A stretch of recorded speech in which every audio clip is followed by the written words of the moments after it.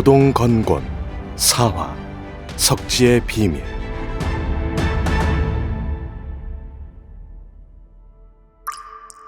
핏방울은 석지로 떨어지며 작은 파문을 일으켰다. 붉은 피가 물속에서 천천히 퍼져나갔다. 잔잔했던 수면에 거품들이 튀어오르자 임동도 눈이 커졌다. 거품 속에서는 옅고 붉은 액체가 용솟음을 치고 있었다. 임동은 침을 한번 꿀꺽 삼켰고 떨리는 손을 연못물에 집어넣었다. 그러자 거품이 터지면서 옅고 붉은 액체가 손바닥에 달라붙어 모공을 따라 스며들었다. 옅고 붉은 액체가 스며들자 임동은 손바닥이 뜨거워지기 시작했다. 방금 깨어났을 때와 똑같은 느낌이었다. 게다가 이번에는 더욱 선명하게 느낄 수 있었다. 옅고 붉은 액체는 손바닥 근육에 스며들었고 손바닥 피부를 더욱 단단하게 만들었다. 역시 피 때문이었어. 손바닥이 변한 걸 알아차린 임동은 얼굴에 희색이 만연했다. 추측이 틀리지 않았다. 연못물은 피로 물들어야만 특별해졌다. 임동은 물속에서 손을 꺼내들었다. 손바닥 피부는 다른 피부에 비해 훨씬 더 단단했다. 방금 그 짧은 시간 동안 손을 담그며 얻은 효과였다. 신기한 효험이라 말할 수 있을 만큼 효과는 대단했다. 짐작하건대 청양진에서 파는 상품 영약조차 이 석지에 비할 수는 없을 터였다. 그런데 이 물은 어떻게 산품 영약도 내지 못하는 효과를 내지? 일전에 임동은 석지의 물을 조사해 본 적이 있었다. 석지의 물은 암석에서 흘러나온 물로 보통 샘물이었다. 비록 시원하긴 하나 별달리 특이한 효과는 없었다. 임동은 확신할 수 있었다. 하지만 몸에 일어난 신비한 일을 어떻게 설명할 수 있단 말인가? 임동은 이마를 문지르며 긴 한숨을 내쉬었다. 석지 때문에 마음이 몹시 흔들렸다. 임동은 바로 옆에 드러누웠다. 석지가 이토록 기묘한 효과를 보여주는 까닭은 알 수 없었으나 임동에게 더없이 좋은 일인 것은 확실했다. 임소는 부상 때문에 보양을 해줄 영약들이 끊임없이 필요했다. 영약들은 가격이 만만치 않았지만 성격이 완고한 임소는 임씨 집안에서 주는 그 어떤 지원도 거절했다. 임소는 평소 홀로 산에 들어가 맹수를 사냥하거나 운에 의지하며 영약을 찾아다녔다. 그러나 이렇게 얻은 수입으로는 임동의 수련을 위해 쓰기에도 역부족이었다. 임동이 수련을 하는 환경은 항상 임씨 집안의 다른 동년배들과 차이가 났다. 때문에 임동에게 석지가 보여주는 효험은 더욱 중요했다. 석지의 효험은 꼭 비밀로 해야 해. 임동은 작은 주먹을 불끈 쥐었다. 단순히 석지의 도움을 받아 수련을 이어나가기 위한 게 아니었다. 이 소식이 전해지면 얼마나 많은 소동이 일어날지 안 봐도 뻔한 일이었다. 심지어 청양진에 있는 다른 세력들도 눈을 벌겋게 뜨고 달려들지도 모를 일이었다. 그렇게 되면 임동의 집안은 아마 한 차례 재난을 겪게 될 것이었다. 필부무죄, 부벽기죄라고 하지 않았던가. 임동은 비록 어렸지만 이 도리를 알고 있었다. 임동은 입술을 굳게 다물었다.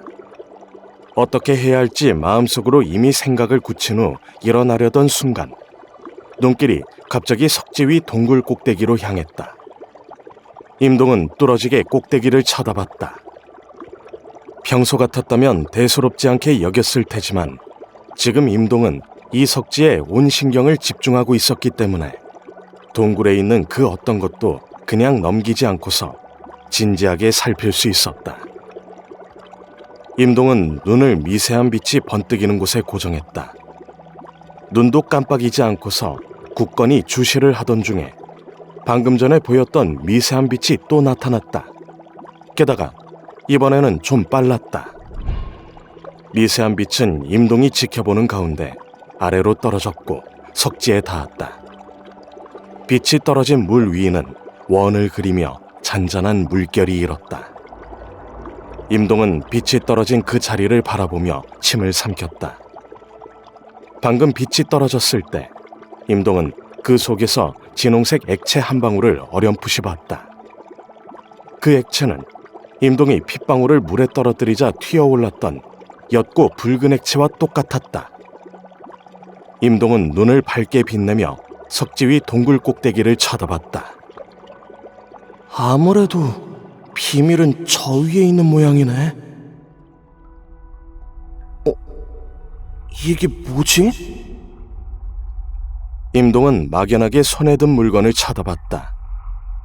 얼핏 보기에는 돌 같아 보였다. 두 손가락만한 돌은 옅은 회백색을 띠고 있었다. 손바닥으로 쥐어보면 기이하고 부드러운 느낌이 들었다. 절대 돌의 촉감이 아니었다. 그렇다고 옥도 아니었고 나무 같지도 않았다.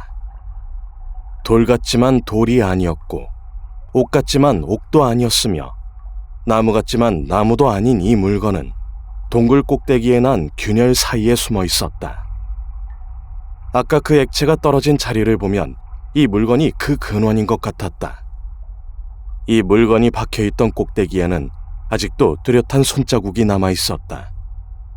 심지어 그 손자국에는 손금까지 뚜렷하게 보였다. 아마 아주 오래전에 벌써 누군가 여길 다녀갔을 터였다. 거참 이상한 물건이네. 임동은 한마디를 중얼거렸다. 엄지손가락만한 돌덩이에는 희미한 무늬가 보였는데 꼭 고대 문자 같았다. 고대 문자는 돌 곳곳에 적혀 있었는데 그냥 보면 마치 신비한 돌부적 같았다. 한눈에 보기에도 복잡하고 심오한 고대 문자를 제외하면 돌부적에 특이한 점은 없었다. 하지만 방금 봤던 옅고 붉은 액체는 절대 착각을 한 게 아니란 걸 임동은 알고 있었다. 석지가 그런 능력을 갖추게 된 원인은 바로 이 돌부적 때문인가? 임동의 얼굴에는 어두운 기색이 가득했다. 방금 임동은 직접 두 눈으로 빛이 석지에 떨어지는 걸 봤다. 오직 이 돌부적만이 석지가 보여준 신비한 효험을 설명할 수 있었다. 임동이 망설이는 사이에 동굴 밖에서 갑자기 돌멩이가 구르는 소리가 들렸다. 임동은 급히 돌부적을 옷 안쪽에 넣고서 품에 숨겼다. 오라버니! 내가 여기 있을 줄 알았어. 임동이 돌부적을 집어넣자 마치 나비 같은 형체가 동굴 입구에 나타났다. 대략 10서너 살쯤 돼 보이는 어린 소녀는 단출하고 색이 옅은 옷을 입고 있었다. 하지만 간단한 차림새에도 얼굴에서 풍기는 날렵함은 감추지 못했다. 소녀는 비록 어렸지만 얼굴은 상당히 날카로웠다. 그리고 반짝거리는 큰 눈은 아주 귀여워 보였다. 어린 소녀를 본 임동은 안도의 한숨을 내쉬었다. 임동보다 조금 어린 소녀는 갓 태어나자마자 류연이 눈밭에서 주워온 아이로 임씨 집안 사람이 아니었다. 두 사람은 남매처럼 같이 자랐으며 서로 매우 친밀했다. 소녀는 고아기 때문에 임시성을 따를 수 없었다. 그래서 류연은 소녀에게 부르기 좋은 청단이란 이름을 지어줬다. 청단은 이름처럼 단양나무같이 연기가 넘쳐 흘렀다. 오라버니, 날이 어두워진다고 어머니가 오라버니를 찾았어. 청단이 웃으며 다가왔다. 작은 손은 자연스럽게 임동의 팔을 잡았고 임동을 밖으로 끌어냈다. 청단은 걸으면서 중얼거렸다. 날이 저물면 돌길도 보이지 않는데 또 그때처럼 동굴에서 자려고? 옆에서 종달새처럼 계속 중얼거리는 청단을 보자 임동은 참지 못하고 웃음을 흘렸다. 임동은 손이 자연스레 가슴 쪽으로 향했다. 품 안에 있는 돌부적을 가볍게 만져보니 돌부적의 차가운 기운이 고스란히 전해졌다. 이 돌부적은 정체가 도대체 무엇인지 알 수 없었으나 뭔가 심상치 않은 물건이라는 걸 직감했다. 밤은 대지를 뒤덮었고 시원한 달빛이 쏟아져 내려와 대지에 남아있는 잔여를 씻어냈다. 임동은 방 안에서 눈을 감고서 잠들었다. 한 줄기 달빛이 창문에 쏟아지며 임동의 몸을 비췄다. 그때 갑자기 달빛이 물결처럼 출렁였다. 차가운 달빛은 임동의 가슴을 향해 모이더니 은은한 빛을 뿜어냈다. 달빛이 감싸고 있던 것은 고풍스러운 돌부적이었다. 돌부적이 빛을 발하고 있을 때 잠에 빠져있던 임동도 눈을 살짝 떴다. 그러나 완전히 눈을 뜨기도 전에 임동은 머릿속 깊이 솟구치는 현기증을 느꼈다. 곧이어 임동은 놀랍게도 캄캄한 공간 속에 있는 스스로를 발견했다. 이곳은 그 어떤 빛도 없었고 고요했으며 추웠다. 갑작스럽게 주변이 달라지자 임동에게 두려움이 엄습했다.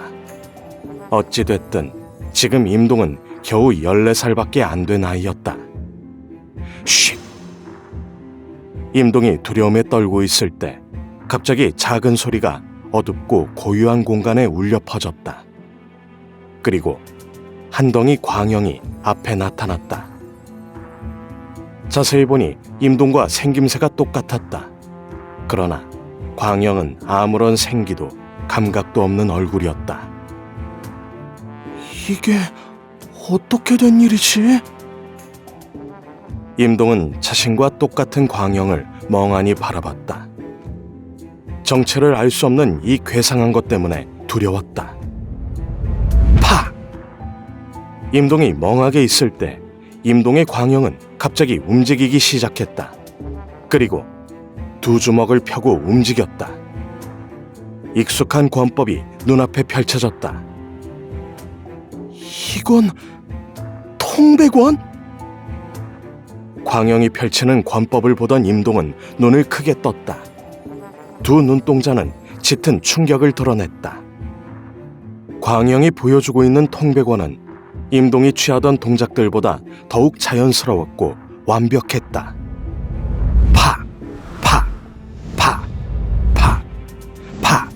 파! 파! 파! 파! 칠흑같이 어두운 공간에서 광영은 날듯이 걸었다. 두 주먹을 휘두르는 모습은 마치 원숭이 한 마리가 몸을 펴고 있는 것만 같았다. 광영의 통백원은 모든 면에서 임동보다 더욱 연기가 충만했다. 구장! 임동은 강렬한 눈빛으로 자신과 똑같이 생긴 광영을 쳐다봤다. 임동은 광영이 통백원을 할 때 맑고 낭낭한 소리를 내는 걸 똑똑히 들었다. 구장이다. 임동은 충격을 느끼며 혼자서 중얼거렸다. 온몸이 떨렸다. 광영이 막 권법을 끝내자 놀랍게도 또 한 번 팔에서 작은 소리가 들렸다. 이건 소리는 아주 작았다. 원래 공간이 고요했고 임동이 정신을 집중했기에 망정이지 그렇지 않았다면 아마 이 소리를 들을 수 없었을 터였다. 10장. 임동은 멍하니 광영을 바라봤다. 통백원은 분명 9장인데 광영이 10장을 했다? 이 10장은 임소가 직접 해보아도 할 수 없으리라 임동은 확신을 했다.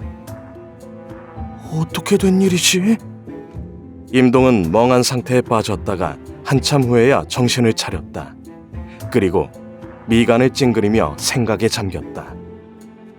비록 한 번 봤을 뿐이지만 임동은 이상한 느낌을 받았다.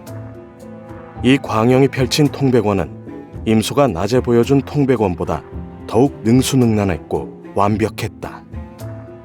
하지만 광영에게 어찌 이토록 신비한 능력이 있는지 결코 이해할 수 없었다.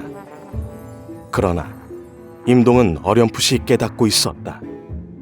어쩌면 임동은 진짜 보물을 얻은 건지도 몰랐다.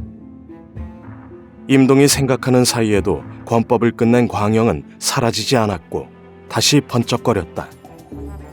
광영은 뒤이어 또다시 통백원을 처음부터 시작했다.